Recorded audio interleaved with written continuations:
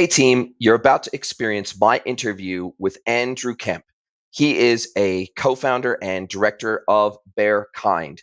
Bear Kind are extremely unique bamboo fabric based socks that have animals represented on them. They're extremely fun, extremely collectible socks, but they're also sustainable, made of sustainable fabric, and they go one step further. This is a company that has a sustainability in its background and a social conscience built right into its business model. They donate 10% of profits on every pair to save animals through animal charities. Check out this interview. I think you're going to enjoy it. Welcome to B2B Commerce Corner. Commerce Corner is a sub-series of the eCommerce Edge podcast discussing all things B2B commerce through the lens of agencies, consultants, merchants, and more. Enjoy.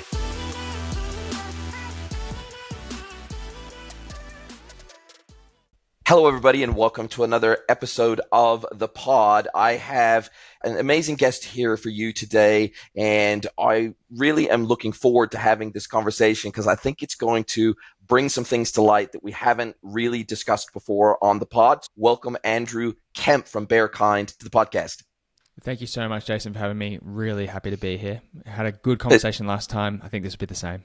Yeah, look, we did have a great conversation. We had a great chat about Mikata and really how you guys came to find Mikata in the first place. And this time around, what I want to cover off in a little bit more detail is a little bit more of the history of Bear Kind, how you guys came to be, how you even came to be in the space. But then tailing on to the backside of that, really how you decided your channel mix. How did you decide, okay, from day one, we decided we were going to be D2C and B2B, or we started out D2C, added B2B later, or vice versa? I really want to talk about channel mix because I think that this conversation is one that is becoming much more acute, particularly as the market continues to detract for D2C. There's a lot of D2C brands coming to me and saying, hey, we need to increase our distribution. We're looking at B2B as a potential way to do it. But maybe tell us a little bit about the history of Bear Kind to kick us off, and we can go from there. Yep. So we started Bear Kind almost 5 years ago now. Lucy, my partner, started it. I came into the business full-time about a year and a half ago. We are a bamboo sock company that sells, bamboo socks, where 10% of the profits go to the animal on the sock. We believe that all businesses should be able to, give back in a bigger purpose and a bigger way. And so we think the world would be amazing. Imagine if we had every business gave 10% of profits back. So that's like our overall idea. We are really passionate about saving animals. I think just because Lucy's always been a lover of animals. We've got a rabbit ourselves, dogs, kind of family, all that type of thing. And the business has grown. I think there's probably a channel conversation and a product conversation. We've gone from metal straws, t-shirts, bags, plastic t-shirts, if you can imagine that. And now we've got onto socks, and we've been in socks now for the past 3 years. That product evolution has grown. And to your point around how has our channel mix evolved as well, it's been rapid, to say the least. Past 18 months, we've gone really deep into the B2B side of the business. Like you say, exactly the same problems every other business is having, and articulating it like the way that you have. We are seeing increasing CAC costs. We are finding it harder to find those right customers. iOS 14 just destroyed us, what small businesses, our lifeblood really. And so then looking to the B2B space, as our product matured, it got to the point where we felt comfortable to be able to put this in front of retailers every single day. And so now we're at about a third B2B versus 2/3 B2C. Jason, have I lost you? You did, but I'm back now. So that's fine. The recording would have continued on from your side, so we can fix this up after the pod. But you were talking about how that channel mix has evolved. As I understand it, you started out as a pure play D2C brand, and you had your Shopify website selling direct to consumer. And you really, because you've been doing this for over 5 years, you really started at a time when, I guess, when we think about the digital marketing mix and your acquisition mix, it really was it was like the golden age, right, of acquisition, when you combine the power of Google with the power of Facebook, the power of Instagram. And when we think of performance marketing, really, they were the lion's share of performance marketing. Sure, you could do display, you could do Criteo, you could do lots of other things, but really, when it came to performance marketing, they were it. And it was relatively cheap, relatively easy to win customers, or at least find customers that already had demand for your product and really just get your product in front of them. And really the variable of success really just was purely the creative. And Obviously, at some point, you must have made the decision, wow, the market is changing. We need to get broader distribution. We're proud of our brand. We're proud of our products. We're proud of our ethos. And in order to do that, we now need to establish a B2B channel. That's really the next logical step for us.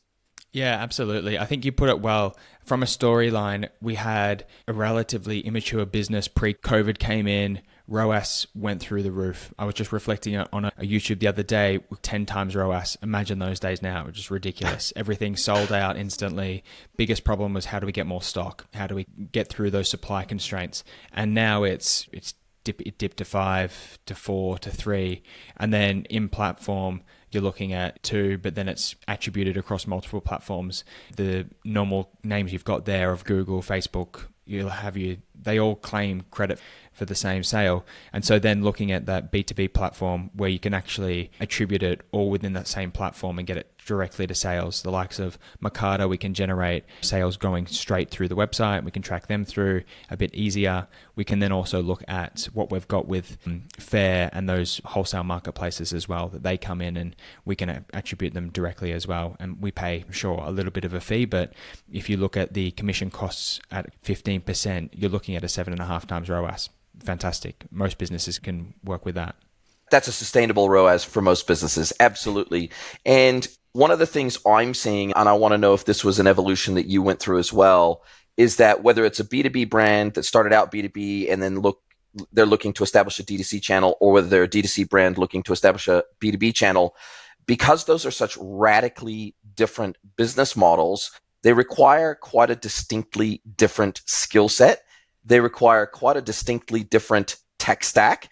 They require quite distinctly different integrations, carriers, kind of everything, reverse logistics, just everything to do with the business model is so different that you are like, wow, okay, if I'm a B2B business today and I'm looking at adding a D2C channel, but I'm not even doing B2B e-commerce yet, then maybe that's a bridge too far. Maybe a B2B business needs to establish a B2B e-commerce channel because that's a business model that they know. They're used to selling cartons, pallets, and containers. They're used to dealing with reverse logistics at scale and bulk carriers and all the rest.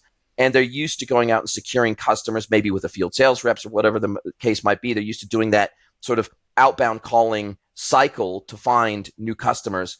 D2C, it's a totally different skill set. D2C is primarily about digital marketing prowess, especially if you're a pure play D2C brand. It's about digital marketing prowess. It's less about having a field sales rep going out there and trying to find customers to sign up as a B2B customer. And so for you guys, how did your skill set need to evolve, or how did your business process and how did your business model need to evolve as you went from this pure play D2C brand into adding the B2B channel? There must have been a lot of hurdles to taking on that new channel that maybe you didn't even anticipate. Absolutely. And I think you've put it really well. How we went from D2C to B2B was super important in terms of product. Number one, the product had to be dialed in, and we had 500 5-star reviews before we even touched our B2B business. And we thought, okay, this is actually going to work. We have great packaging. The logistics was working. Everything was dialed there. So product, logistics, nailing that down first and foremost. And then trying to work out, okay, from a scale perspective, are we at the right level to think about, are we going to go with a sales development rep, or are we going to do it founder led? Are we going to build a team? What's that going to look like? And we heard a really good model the other day that I think summarizes this well. From 0 to 1, it's founder-led sales in terms of million. 1 to 3, it's a founder-led sales team. From 3 to 10, maybe then bring someone in, and 20 plus, you're looking at a chief revenue officer. And so how do you think about it at different levels of scale? Obviously, that's a great problem to have. To begin with, you mentioned we're not expert salesmen, we're not expert marketeers. Where can we, I guess, gift of the gab, maybe for me on a sales perspective, probably not there for copy with the marketing. So how do I split that within the team? We actually went out to a university and we found some great interns, super smart PPE graduates. They can do anything, and they learnt the ropes, tried to work out, okay, where are we actually have some issues, had them in for 6 months, and we started to get the product right, got the logistics right, customer complaints went down, we met with customers and we nailed everything down before we then started to hit it at scale and start to put a bit of money behind it to grow in Faire, Anchor Store and the like, and then out to Mercado as well. And if you think back to that very first B2B account that you landed, What was the process to land that very first account? Was it a phone call? Was it an email? Was it a let's say an industry fair, a product fair? How did you land that very first B2B account, and how did it feel? Oh, what a treat. It was actually an inbound lead. I would love to have a few more of them. The business had been running for quite a while. Like I mentioned, the product got to that mature scale of 500 plus 5-star reviews. And we had businesses turn around to us and say, how do I get my hands on these socks? Where can I buy them? What's the pricing? And so we're then in the background scrambling around trying to work out what that looks like. And we actually still have that customer. I think they've ordered maybe 30 plus times now.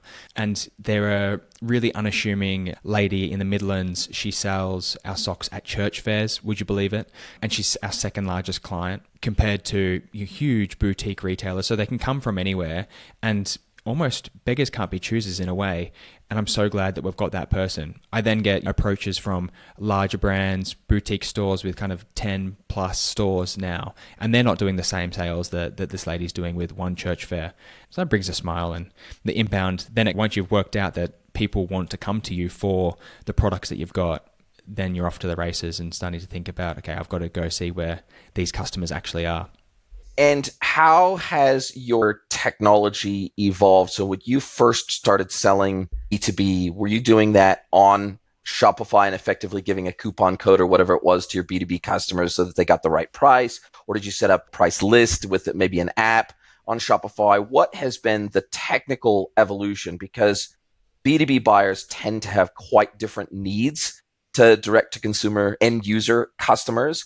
And their whole expectations around customer service, their whole expectations around tracking freight, their whole mindset around how they engage with you as a brand is quite different to your traditional consumer that may be buying 2, 3, 4 pairs of socks, or maybe buying Christmas gifts, or it's just a whole different mindset. And so from a technical perspective, how did you start dipping your toes in the water of B2B sales? Embarrassingly, Outlook, Excel, Microsoft Word was our tech stack to begin with. Manually writing out invoices, going into the back end of our warehouse, creating those orders, having no tech stack to really or use, just manually hand cranking everything, and then starting to realize, okay, we've got a problem here. We need to automate invoicing. We need to get a system that's going to do everything for us.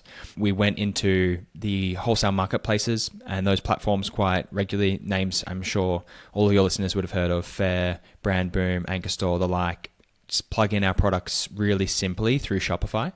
And then we thought, okay, this is working well, but we're really beholden to these platforms. And if that went down for whatever reason, what are we going to do to make sure that the business is still strong? And that's where we started to go direct into Shopify apps. We used a Shopify app called WPD app. It was great, but it didn't really have the functionality that we needed, like you mentioned, or that I guess those wholesale customers will need.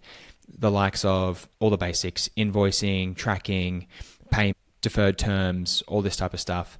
We needed just a mature offering here for our own ideas. And I was just sick of giving away 10% of my sale to a platform for a customer, which is basically mine, and I'm doing all of the work behind it. So why don't I just plug in with a Mercata-like type of app? And that's where we're at the moment, actually. So we use Mercata. They're a wholesale plugin, which works really well for us directly into Shopify.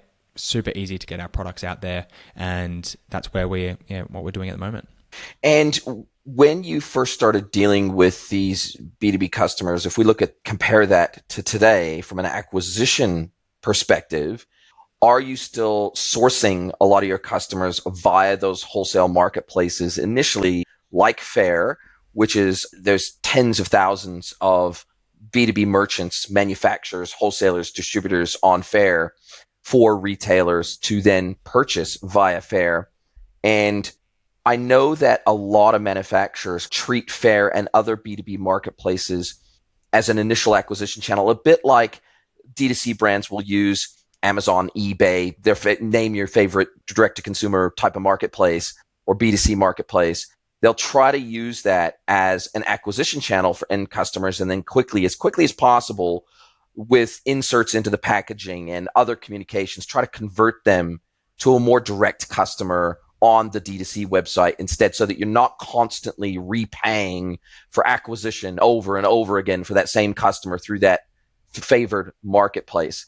And if we look at your acquisition of new B2B customers today, what is the percentage perhaps of, say, an outbound motion by you versus an inbound motion of people making direct inquiries through your website versus acquiring B2B customers through the likes of a Faire? What is the breakdown and the split look like today? Yeah, so we've been really lucky, Jason. We did, I would say, 80% plus 90% direct from us driving through emails using Faire's email system to begin with. And that was last year. They've then turned around and they're starting to acquire customers for us. We've got the right reviews. Our impressions are set up in the right way. We're getting a right conversion rate there. So that's working for us. And it's actually skewed more to kind of 10 to 20% of our customers are coming direct from our own efforts. They're coming mostly from the marketplaces today, which is an interesting kind of balance. I think that's just by virtue that we got very lucky with the Faire algorithm.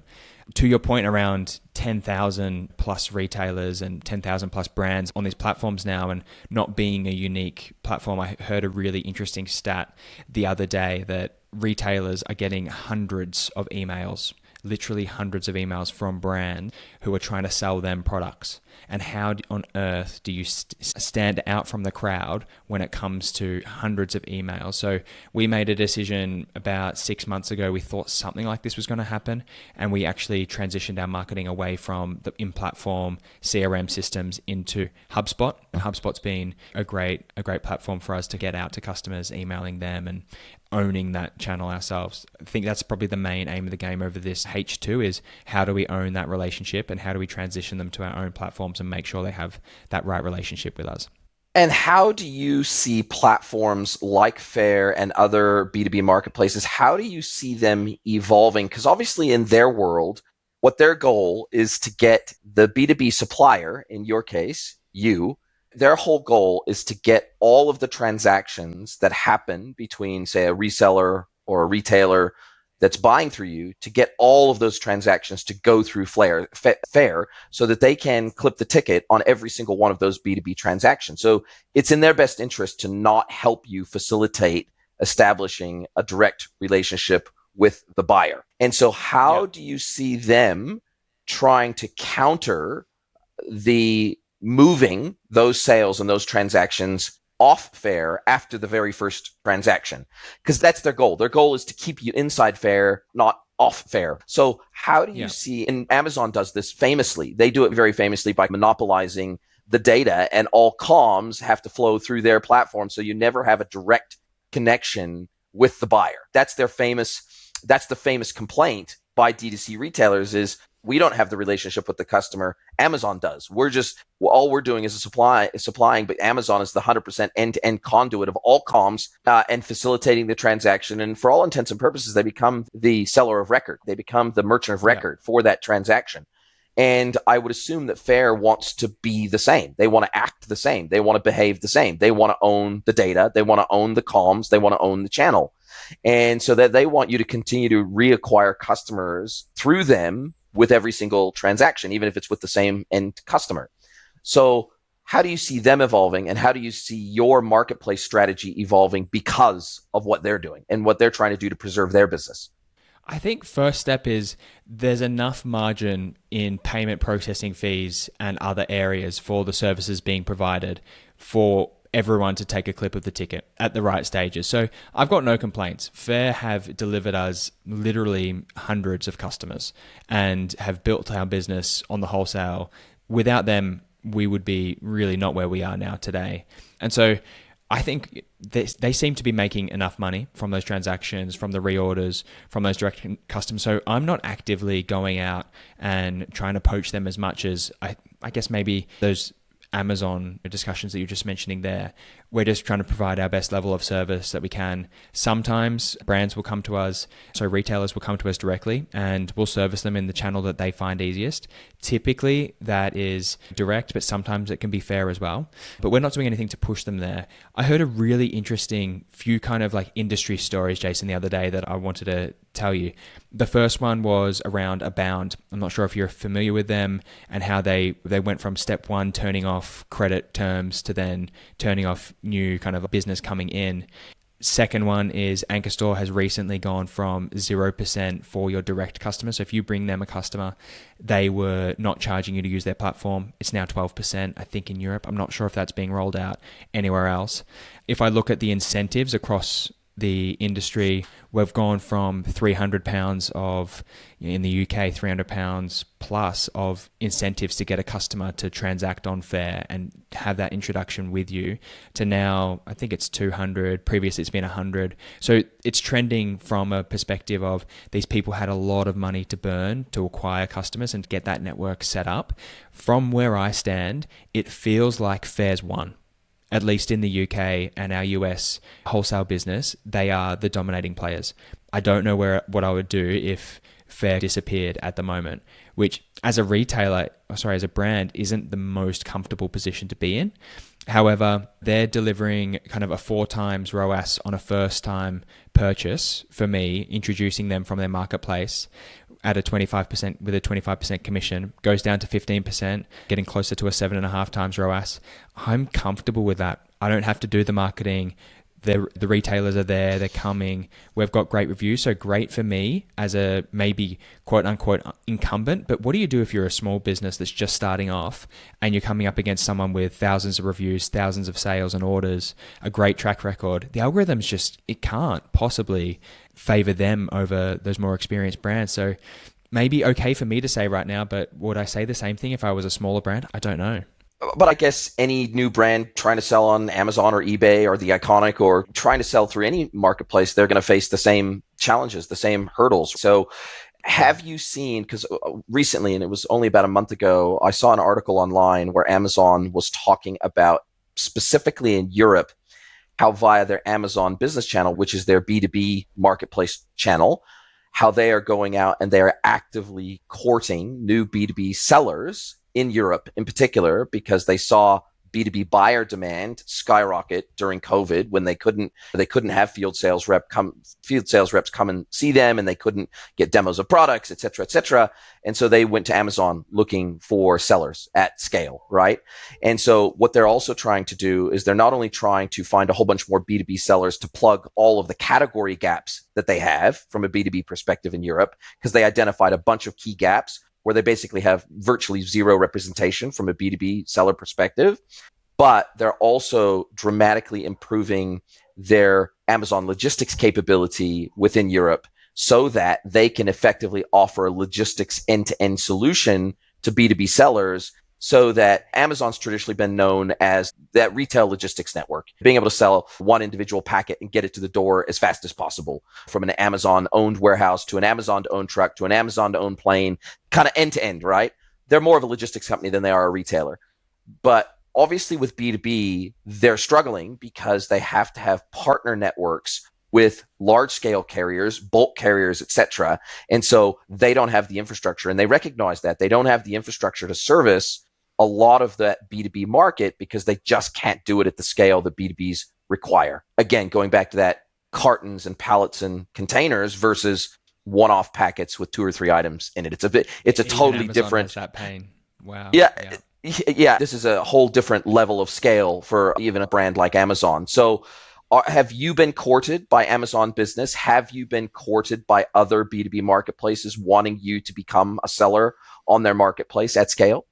We've had conversations with Amazon before, but we just can't get the economics to work, at least firstly on the retail side, and then secondly on the brand side and selling directly to other brands.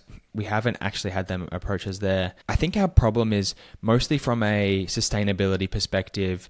There is a element of maybe sustainability and almost like a social type of enterprise vibe in our brand. We are currently not on Amazon, and actually proud of that. We believe that there's a lot of local selling that can happen within the UK and elsewhere that we can influence directly. I then look at the FBA costs and I start to see how that chews through margin, and I can't imagine how Amazon doesn't follow a similar model in another business that they go into. Maybe they can reduce costs, but at the moment I just don't see them being able to do that well enough just yet. In terms of other marketplaces, we've been approached by quite a lot of them, about pretty much all of the main ones in the UK we've got a presence on, and a pretty good one at that. I think relatively mature. The SEO's in the right position, the product photography is all cropped and made sure it's in the right frame for that particular platform. And there's just no one is able to get the retailers outside of the likes of Faire at the moment. Maybe Amazon's got the heft to be able to do it, but yet to be seen. I think network effects are pretty hard to get around. Yeah, I mean, it feels like Faire, because I'm hearing this more and more from B2B merchants or hybrid merchants that have that channel mix between D2C and B2B.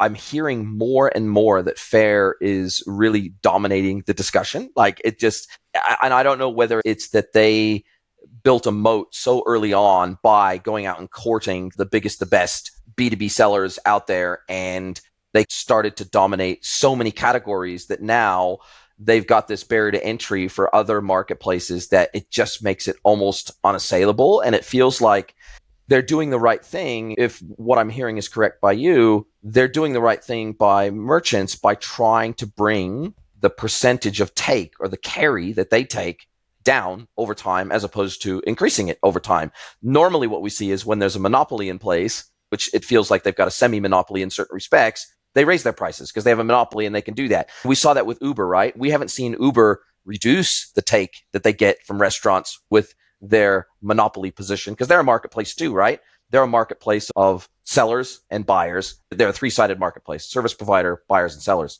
And do you see that as being part of their strategy, their retention strategy at Faire is by being really fair with the take that they take out of the transaction? You're 100% right. It's hard to imagine previously working in a big corporate. I can't imagine being a manager sitting there in front of a monopoly business and not thinking, you know what, I've got my annual operating plan I need to make. And I know that these people are going nowhere. So, what's an extra 50p fee? Oh, let's put another £5 on. Before you know it, it's something much larger. And Faire's not done that yet. Maybe they don't feel like they've got the monopoly position just yet. Maybe they feel like people have other options and they still want to compete against the big, bad 900-pound gorilla of Amazon in this place, in this market, ready to take down it and take down Faire's lunch. But Faire's backed by some massive providers. I think it's probably an interesting perspective of if they were to get monopoly power, how many people would really care? Could you go to your politician, your local lawmaker and say, look, this business, which I'm totally relying on, is just abusing their market power. How long would that take? I've got no idea, but I can't imagine it would be before most businesses had massive issues. And so at the moment, Faire's main mission and their priority is to be, I think it's something like helping small businesses or local businesses. The other day, we run two kind of businesses. We've also got a corporate gifting business as well, and we sell our socks through that. So I purchase as a retailer from other brands on Faire, and there's still gaps, Jason. I think they've probably got 95% of the things that I need, but the other day I needed some point of sale stands, and there was a half dozen providers that could do some type of sock point of sale stand. That's ridiculous. So I don't think it's still super mature. I think that long tail of products is going to take a while to get there. Amazon could probably do it. AliExpress and Alibaba, they've done it really well as well. Could they cut out the middleman and someone else from China come through from those big providers as well? Probably. I dread to think, though, if we do get a monopoly in this space and what that would do to our business. Oh, God. Are you a small or medium-sized wholesaler that currently processes your transactions manually?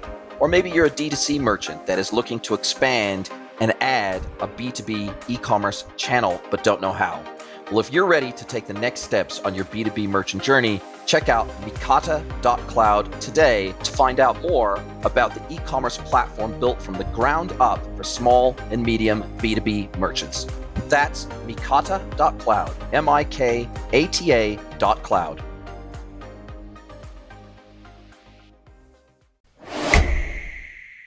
And did you guys ever imagine selling through Alibaba or any of the major Asian B2B marketplaces. Alibaba was the first major global B2B marketplace. It put Alibaba on everybody's lips. And then of course we got AliExpress, and then of course they've got their retail business. And yeah, it's an interesting way that they built their business. They started with the B2B space, not the space.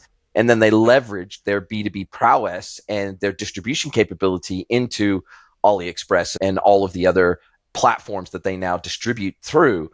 So for you guys, did you ever, obviously, unless you're manufacturing in China, it's probably going to be pretty hard to be competitive on Alibaba. But from your perspective, did you ever look at some of the Asian B2B marketplaces as a channel that you would consider? We're listed on one or two. The names escape me because we just haven't seen success there. It's hard to compete with the shipping costs. You've got a European labor base and the costs that come with that. So we've not been able to do it and get into Asia. Would I love to do it? Yes. But I think like more broadly, what are our expansion plans for Bearkind? I think are interesting as well. So we've doubled down in the UK. We've gone after a couple of niches. We're starting to go out through post those e-commerce channels and going into kind of almost like the back door and going onto these trade fairs, starting to look at them in a big way. What does our presence look like there? And trying to leverage all the relationships that we have through our e-commerce enabled B2B sales.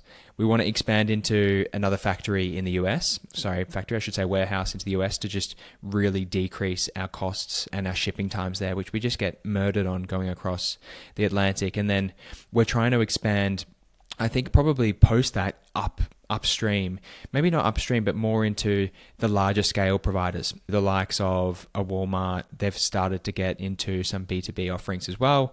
John Lewis here in the UK, some of the larger trade shops here that we could probably get a brand in, start to have that, something that I would say maybe mum and dad are proud to be like, oh, look, Andrew's in the British Library and he's in Sears, Walmart and the like.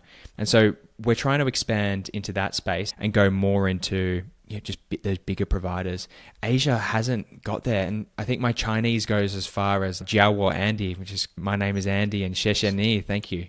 That's it. So I don't know if I'm going to be able to get on the phone to a customer who's upset, doesn't know where their package is. A classic Wizmo query, and I'm thinking, oh God, what do I do with this? Yeah, look, I totally understand what you're saying, and even the brands, because I've helped a brand that I used to work for as an employee, help them get onto AliExpress, and we had to go through one of the AliExpress approved, I think they call them a facilitator or a partner or whatever they call them, to do the customer service in Chinese, etc. And they take a pretty big cut. Then, of course, AliExpress takes a pretty big cut. Even for a large brand that's doing tens of millions of dollars a year in sales, AliExpress was a total loss leader. We just couldn't make the economics work selling into the Chinese market because of their expectations of discounting, and their expectations of service are really high as well. So you've got this kind of got these two opposing forces. You've got the super high expectation of customer experience and service, and you've got super high expectations of the cheapest price, the cheaper the better, and you'll be the cheapest in the world if you sell on AliExpress. They feel like totally opposing forces. I'm not quite sure how China does it. I'm not quite sure how people who sell into China. I heard a saying a few years ago, and it's rung true ever since in my mind, that the success of Western brands in China will be measured by how little money they lose, not how much money they make. So that's quite an interesting thing. And a lot of these brands, what they've leveraged China as is an economy of scale market, whereby they can boost up the amount of manufacturing they're doing. So even though they might lose a little bit in China, the scale allows them then to make better margins in all the other markets they sell in. So if they go from basically a micro manufacturer, a bespoke, tiny, almost an artisan manufacturer scale, and then they all of a sudden go to hyperscale via China. Now, in the other markets, the UK, the rest of Europe, North America, etc., now their margins become instantly, overnight, significantly better in those markets because they've reached economies of scale from the manufacturing side. So I've seen more brands start to leverage China in that way as opposed to a profit center. Like, they don't look at China as a profit center, they use it as a scale center. And so that's quite an interesting saying that I heard these many years ago, and it's borne itself out in multiple occasions ever since.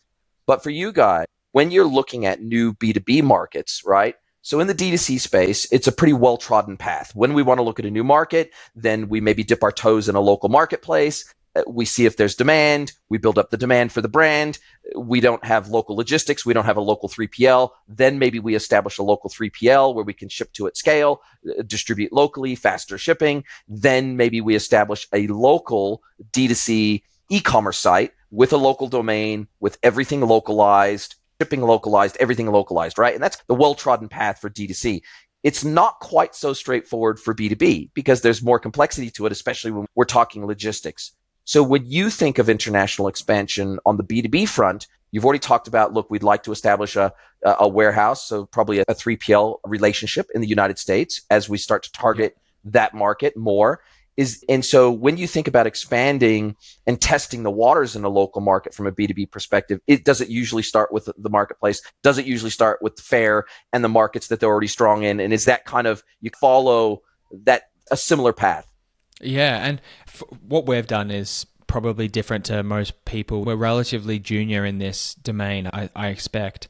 We've been operating for kind of 5 years, 2 years proper in the B2B space. We've just nailed the UK, and that's been our priority, just niching down. So I can talk to a niche perspective, expanding out those niches. We're pretty large in podiatrists at the moment. We're expanding out into the boutiques and the gift stores and trying to expand out the branding and the marketing to be more focused on, I guess, a fashion market. And that's done really well. Expansion into the US, and our really kind of 80% of our sales is currently in the UK with our B2B business, and then another 10% to the US, 2 or 3% to, and this is each, to France, Germany, the Netherlands, Spain. Those richer countries. We've got a relatively expensive bamboo sock, but it's high quality. It has like the sustainability angles to it. And so we are looking at the US to expand into. And the way that we're thinking about doing it is there's a new platform that's about to be launched. I'm not sure if it's actually still in stealth yet or not, so I won't mention the name, but they are doing a really interesting model where they get brand influencers. They give your influencers their own kind of website. You connect in your Shopify as a brand to them, and we can say connect up 5, 10, 15, 20 products. Just have those brand influencers sell that on the US platform, and they sell it directly. We won't have any relationship. It'll all be through this celebrity. We will pay a small commission, but we don't have to pay for the marketing. And we're just using that to just like hot start these, I guess, your relationships with firstly consumers, then we'll expand that into our B2B offering, and we'll have a small product offering that we give to our B2B customers in the US, and we'll say, guys, this is everything. We'll start to move 3,000 socks across the US in the next month or so, and we'll expand that rapidly as we start to bed down, get some level of scale, have some orders coming through, and then we'll switch everything across to the US warehouse probably by the end of the year, I'd expect. But for us, it's just like, what are these little hacks, these hot wire tips that you can go into, finding an industry body, calling them up, doing a speech, doing an email off the back of them, getting 50 wholesale orders in the course of a day and just rapidly fulfilling them, doing a couple of YouTube videos with these experts in their domains. Just what are the growth tips that you've got? It sounds crude, but it just works. That's what we do to get into industries, and we'll do the same thing to get into geographies.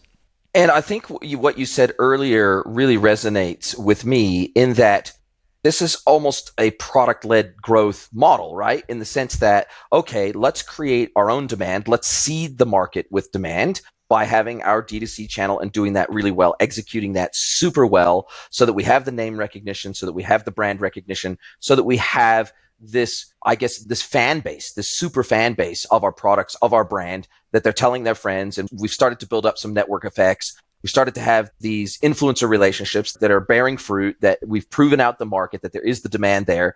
And then, as you said, I think many B2B brands overlook the power of consumer demand driving B2B demand. Because obviously, if I'm a consumer and I walk into a store and I say, do you have X? Because I want to buy it from my local store along with the other 15 things that I want to buy while I'm there, and they constantly hearing that request, but they're constantly having to say no, then the category buyers all of a sudden are going to be where's this demand coming from? We've got to fulfill this demand. So it's almost like grassroots demand that then filters its way up through the B2B retailers and wholesalers, etc. And then all of a sudden they try to figure out, where can I actually source this product? And if I think about my own personal life, that was many years ago, I wanted to sell a product that I had seen at a fair, and I was trying to find out where I could buy it. So I was just Googling my butt off trying to find this product. And it turns out it was actually manufactured in China, and there was actually 2 or 3 manufacturers manufacturing a similar product. But because I found this, it was at a fair, and it was one of those looking apple peelers and corers. And you just, you rotate a hand crank, and it was really cool. It looked cool. It was nice. It looked good in your kitchen. It was decorative, but it felt amazing, and it did an amazing job. So that if you wanted to make an apple pie, for example, you crank through a couple of apples and boom, they're ready to go straight in your apple pie. And so I thought, man, this is amazing. But I think that's an example of who knows how that product came to be in this little local fair at a market that was being sold along with other products. And who knows the supply chain dynamics that caused that thing to get from China all the way to a local fair.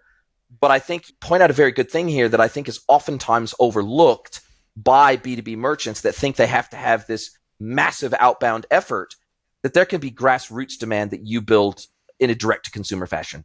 Absolutely. And Jason, I was checking out our website the other day, right? Lifetime visits to bearkind.co.uk. UK business, UK website, pretty much get traffic mostly with all of our sessions to the UK. And we think we've had close to 2.5 million people see our ads. That's our estimate, right? And then you break it down with a click-through rate, purchase rate, what have you. You're telling me that 2.5 million people, there's not some small business owners there. You're joking. And if you've got, just have that landing page. These are productive, proactive people, and they're going to find you out. They're going to email you, they'll contact you, and then you can just make it easier and easier once you've got the right processes and procedures in place. And we are really struggling to keep up with demand. I think we're close to 800 retailers now in the UK. We probably don't need to grow that much to be a great business here, and that's all been in the past 18 months, just from the UK. So we've got an opportunity to grow in a different way. I think previously maybe you had to have that outbound sales effort because you probably couldn't support a £100 order. You know, who's going to be buying 20, 30 socks from an on the phone rep, doing a manual invoice, fulfilling it through the warehouse? But I can suddenly get someone to click through it all themselves. They'll have a better journey because they actually want to do the choices themselves. I can give them a collection that shows our best sellers, the ratios, get everything built as a product rather than a service to these wholesalers. And suddenly I've got a pretty low cost of fulfillment compared to everybody else. I'm looking at these other boys and girls, and I was talking to a brand the other day, a really well-known high street brand here in the UK, and they, for their international market, they had 50 people managing, I think it was close to 10,000 retailers. And the other day I looked at it, what we've got, close to 1,000 retailers, and it's me maybe a day a week, 2 days a week if I'm lucky, plus a virtual assistant just doing kind of Wizmo, where is my orders and that type of stuff. How on earth do you scale a 10,000 retail business with 50 people working for you? What are they doing? So you've got to go really big. You've got to spend a lot of time on sales. You're probably losing people as well because it's not going to be really quick to get everything through. You're going to be doing manual credit checks. You're going to be sitting in the middle between that credit risk. We've had, I think it was maybe like closer to 50. I don't know the number exactly, but we've already had 2 people go bust with our socks. Why do I need to worry about that? Call up my dad, who's an accountant, and I say, Dad, this is ridiculous. Where's this money going? I want to go in there and collect my socks. Son, there belongs to the liquidator now. It's not yours. What? Where did that change? Now I understand where people get these 50-person teams to manage 10,000 retailers, and maybe that's the next step for us. Maybe I need to take this small scale and go into 10,000 retailers and go for bigger tickets and do that manual sales. But for the moment, it seems pretty easy doing what we're doing. Yeah, and look, I think that there's that, it's kind of like me as a consultant, right? I could try to grow a consulting team. I could try to turn it into an agency. I could try to take over implementation instead of just pure consulting. But there's something to be said for quality of life. There's something to be said for peace of mind and peace of heart and peace of bank account. There's something to be said for not, 20 30, 40, 50 mouths to feed and feeling the immense pressure that goes along with that. And I have felt that pressure before when I've run agencies before, that there's people relying on you for their livelihood. And there's something to be said for micro scale businesses, which turn into maybe not macro scale, maybe not hundreds of millions of dollars of scale, but a nice, tidy, sustainable, growing business that's not growing at hyperscale to where I've got to take on VC money just to continue to scale and just to continue to meet demand.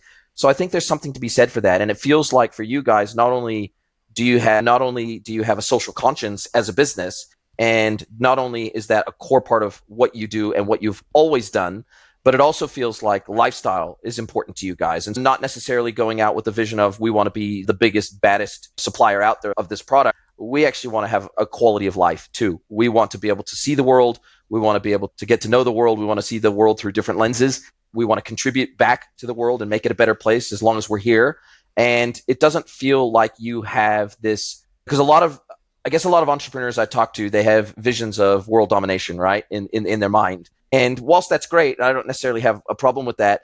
I think you have to temper that. And at almost 50 years old now, I have tempered my desire for world domination with the desire to make a positive impact, combined with a lifestyle that allows me to have quality time with family, friends, contributing back to society in a meaningful way. I guess my life has to have meaning in addition to just the dollars and cents of it. Absolutely. And we live 6 months in the UK, 6 months in Australia. We chase summers to summers. I think I last spoke to you, I was in New Zealand. I think you're in Mexico. And, what a quality of life to be able to see my partner's, she's British, so we spend quite a lot of time here. I see my family in Australia. But one of the things that I like the way you put it, kind of that world domination, I think people have this, but I don't know why they have it for next year, the year after, 3 years, 5 years. I've got that view. I want world domination for our Bearkind socks, but I want it in 20 years, 30 years. I'm fine to wait. We're here for the long run. We want to build a sustainable, profitable business which works. Call me old school. I'm a former accountant, but I want to do it profitable year on year, month on month. Let's be liquid. Let's make sure that we can pay our donations. And I think there is something to be said for these businesses that grow 20% year on year. Patagonia, 20% year on year. They refuse to grow anymore. They are an incredible business right now. They've had one of the largest impacts from a social, environmental, and governance perspective that you've probably ever seen of a company. And Yvonne did that over the course of 40 years. And that's something that Lucy and I talk about regularly. We want to do this over decades. We're here for a long run. Let's enjoy it whilst we're here. Let's make sure we do it in the right way. Let's make sure it's profitable. Sure, we've spoken to VCs, we've spoken to other outside investors to think about bringing in capital. And every time I just check myself at the door and just think, hold on, I'm going to have someone who needs to triple their money in 3 years. Is that what I want to build for myself? Not just yet. Could I grow the business rapidly with that money and that outside capital? Absolutely. But I think it brings in a lot more risks. I'm going to have to take on some debt. I'm going to have to grow the team. You can't get rid of a team once you've brought the team in as much as some people would like to. And so there's a responsibility there. And that's the way that we're doing it. Call me crazy. Everyone I speak to that's been successful at 60 years old, I'm a 30-year-old now, but the 60-year-olds I speak to that are really successful, they all did the same game for 30 years, 40 years. And now they're suddenly successful. But the ones that have been the most successful are the ones that you can just see the bloke just radiates happiness. He's just, dude, I did what I wanted for 30 years. I had a great time. Why would I do anything else? And that's probably who I want to emulate. Be there for the long run, enjoy myself, and build a business that, can hopefully one day everyone turns around and says, oh, okay, of course, we have to donate 10% of profits. It's the standard. And I think you make a very good point, which is that ancient saying that it took 30 years to build an overnight success. And that's what a lot of people see from the outside looking in. They feel like a brand just burst onto the scene and all of a sudden they were just everywhere overnight.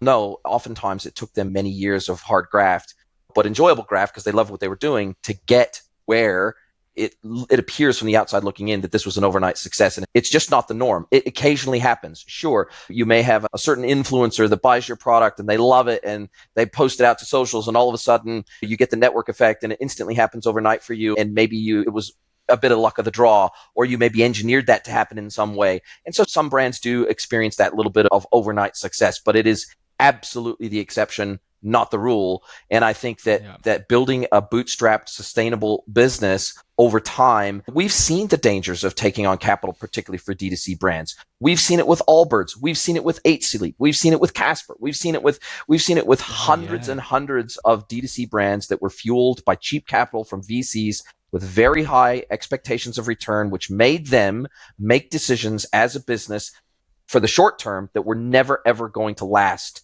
in the long term to try to keep the VCs happy. And we now see how dangerous that is. We see D2C brands that were born during COVID when TAM exploded for shopping online, and now they're totally unsustainable on the backside of that. Totally unsustainable. So I admire what you're doing. I admire your patience. I admire your vision for the long term. I admire this social conscience, which is infused into everything that you do. And I think that that is going to become more popular with customers, not less.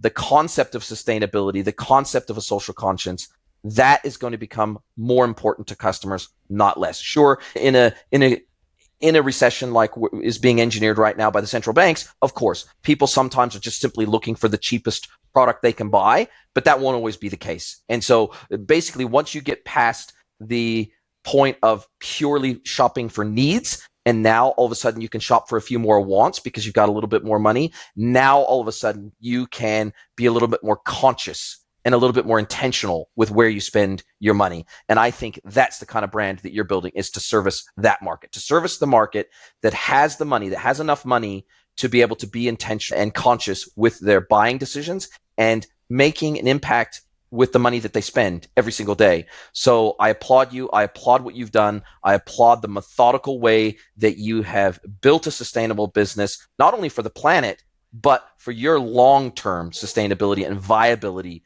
as a business, balancing the commercial with the responsibilities that you feel that you have to the wider world. It's a hard thing to do. There's been a lot of businesses that didn't start out sustainable, and they've tried to bolt on a social conscience and a concept of sustainability. They're trying to bolt that on after the fact in an effort to almost greenwash in a way.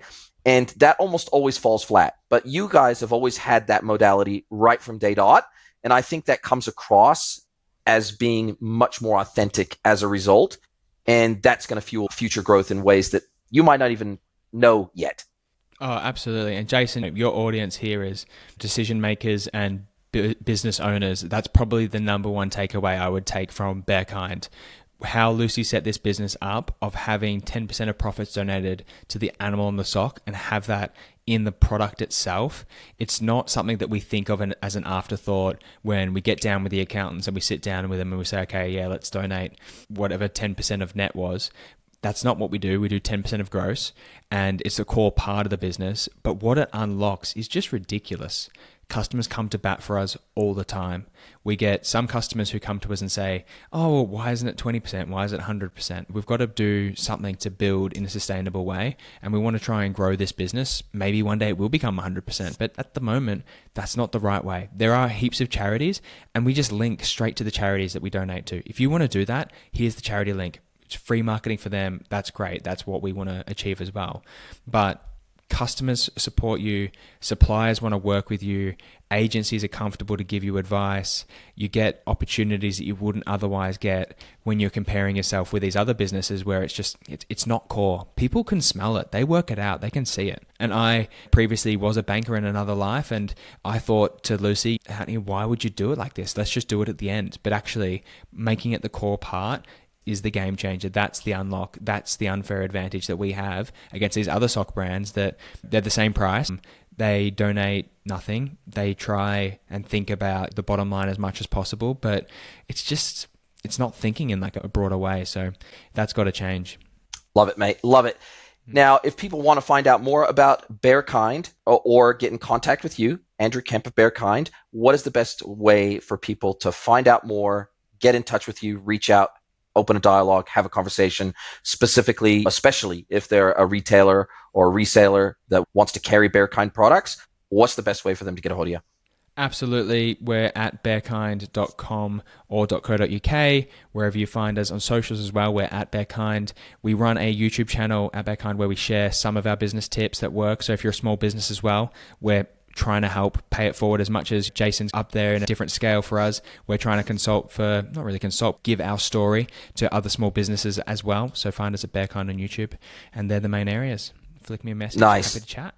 Awesome, mate. And we're now at the point where I get to flip the script and hand the microphone over to you and let you ask me one question, any question you like. It can be personal, can be professional.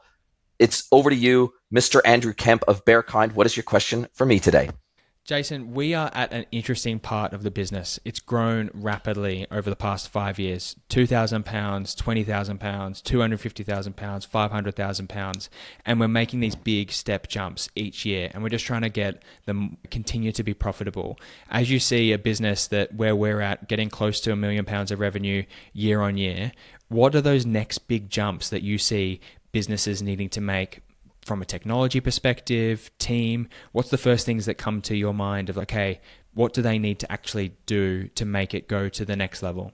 I would have maybe given a different answer even 6 months ago, but funnily enough, I just had an interview yesterday with Ryan out of Australia. He runs an online irrigation company, Ryan Imlach.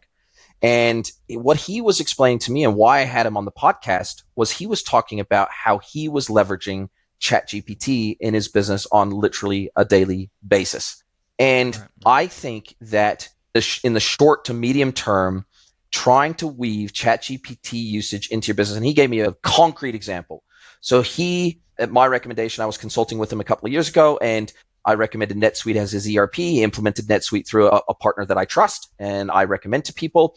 And he had a great time. Implementing ERP is a beast of a project, but they were at a scale that they had to have it. Otherwise, they were going to be constrained in their growth if they didn't have a business operating system in the back of their business for inventory management and financials and all the rest. But what he found was after it was implemented, there were certain things and customizations and integrations he wanted to do. And he didn't want to always go back to the partner for every little thing. He wanted to own and maintain a lot more of those business processes and the technology maintenance, and to make sure that he didn't accumulate technical debt over time that he didn't even understand himself. He wanted to own more of that. And so what he started using ChatGPT for initially was writing SweetScript for automations. Now, for anybody that doesn't know, NetSuite has its own programming language called SweetScript. It's very similar to JavaScript. And what he wanted to do is he wanted to introduce some automations inside the platform to automate certain manual tasks that his team was doing every single day inside the platform from a reporting perspective and a few other things. So what he did is he went to ChatGPT and he says, I want to do this. I need a SweetScript to do this. And it spat it out. He implemented it. It didn't work. Now that was on ChatGPT 3.5. He went back once ChatGPT got upgraded to ChatGPT 4.0. He put that script back in. He said, this is what didn't work. This is the error that I got. Can you give me the SweetScript to achieve this thing? He got the output. He implemented it directly within NetSuite. Instantly worked. He wanted to write an integration between NetSuite and his marketing automation platform. He was able to do that with SweetScript and with a middleware tool using the script that he got from ChatGPT and mapping all of the information that he got from physical retail back into NetSuite from physical retail and his marketing automation platform. So customers, for example, that never bought online, but they only bought through physical retail, and he got all that information out, pumped it into NetSuite, which also gets pumped and plumbed into his marketing automation platform. If they come in, for example, and they don't buy, but the person at the counter captures some information about them, then that can go directly into NetSuite as a prospect to go through the CRM system, which is part of NetSuite, and also go into marketing automation. So he's built a whole bunch of automation and a whole bunch of customizations himself just using ChatGPT. So I would say, look, before you go down the path of in the rabbit hole of upgrading systems and doing custom integrations and all those things are great. And at some point you will have to have that. There's no question about it. The technology is a massive enabler. But I would say, what can you do with what you have today that will be more efficient if you introduce some form of AI or an AI-driven third-party tool? Because the vast majority of merchants out there, they will adopt AI via another platform, a plugin, an app, an extension, something. They will adopt AI not by using it directly, but by leveraging it via an app that seamlessly plugs into the tooling that they've already got.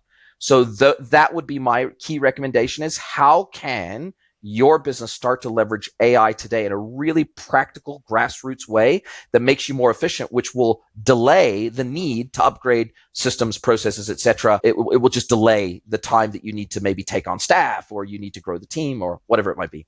Awesome. Thank you so much. Yeah, we're starting to use it mostly for leveraging our people that we've got now. The other day, we wrote 50 emails in one day using ChatGPT-4. Unbelievable. Precise. We had to fact check some of the things, but it's getting better. It's getting better every day. Thanks, Jason. Really appreciate it. My absolute pleasure. Thank you so much for your time, and I look forward to chatting again soon, brother.